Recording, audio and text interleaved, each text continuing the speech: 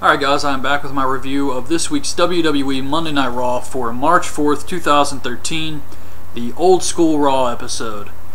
And the show starts off with Undertaker coming out. He's got the WrestleMania logo behind him, and he stands there. That's it. And then he disappears. They show the intro. It's the old school Monday Night Raw intro. Probably my favorite classic intro. Just because of the memories it brings back of the old Super Nintendo video game. Punk comes out, says he has no reason to be at Mania if he's not in the main event, but since the people stole from him, he's going to take something from them by ending the streak. So Randy Orton comes out and says he's beat Punk at Mania, he's faced The Undertaker before, but he was a rookie then, so he wants to face him at Mania. And then Big Show comes out and says he's faced Taker before, but last time he didn't have this. A right hand? What the hell? He couldn't throw a punch before? So he wants to face him. Sheamus comes out and says he's never faced Taker and thinks he can beat him. So Vicky comes out without Brad Maddox for some crazy reason. He wasn't on the show. And she says that whoever beats the streak will be the greatest of all time. Pretty sure that's what she said. But wouldn't the guy who has the streak be the greatest of all time, not the person who wins it? So she makes a fatal four-way match to determine Taker's opponent. We get Cesaro versus Ryback. Okay match. Cesaro counters the clothesline with a sick European uppercut. He goes for the neutralizer, but Ryback turns into shell shock for the win. How many times do we have to see this match? I mean, this is the fourth time Ryback's beat Cesaro and he still hasn't gotten a US title shot. It makes no sense at all. Ryback goes to leave and he passes Mark Henry. They have kind of a stare down, possibly another Mania match here. So Mark Henry walks to the ring. We get Mark Henry versus Zack Ryder. Henry wins with World's Strongest Slam. Very short match. Dolph, Biggie, and AJ are walking backstage and Dolph just knocks some guy's papers out of his hand. Miz versus Dolph Ziggler. Miz grabs a mic. It doesn't work. Eventually he gets it to work and he introduces Ric Flair, who's going to be in his corner. And AJ distracts the ref. Biggie punches Miz and Flair tries to punch Big E, chop him. His attacks have no effect at all on Big E. Miz kicks Big E through the ropes and makes Dolph tap to the figure four. Afterwards, Miz and Ric Flair hit some elbow drops, and Flair takes a flop for no reason. It was pretty awesome, I have to say, though. Rock comes out. He talks about Buffalo and having icicles on the people's nipples.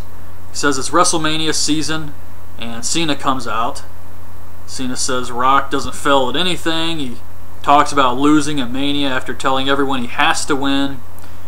And Rock says he knows no one else has Cena's will to succeed except him. Cena's not getting redemption, he's getting his ass kicked. So Cena says that he says something. He says Rock's time is up at Mania. And Rock says that he knows he can beat Cena because he's already beat him. And that was pretty much it.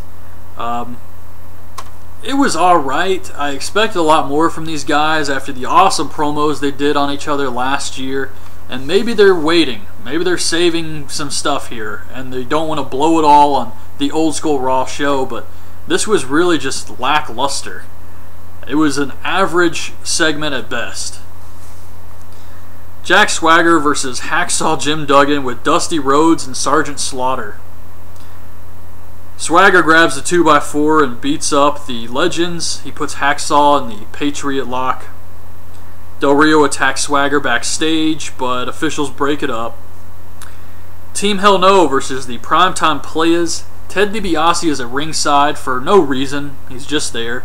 They had some storyline where he agreed to become the manager of the Primetime Players if they could beat Team Hell No, but he's really just there. And of course they don't beat him. Kane pins Darren Young after the choke slam.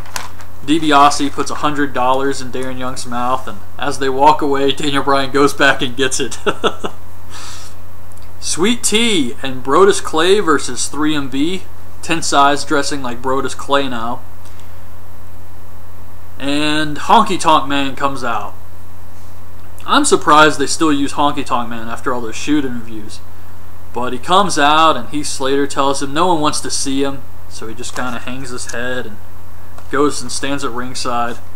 Tensai beats McIntyre with a roll-up in about 30 seconds, if that. Very short.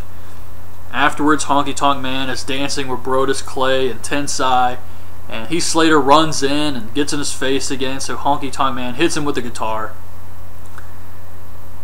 It's supposed to be Fandango versus Kofi, but of course he comes out and says they didn't get his name right, he's not going to debut until they can pronounce it. That was it. It's horrible. Triple H comes out and says he's found his reason to come back after Lesnar attacked Vince. He wants to finish what they started at SummerSlam, and he says, are you going to show up and fight or sit there and bleed? This was another promo that was just, nothing really. Just bad stuff.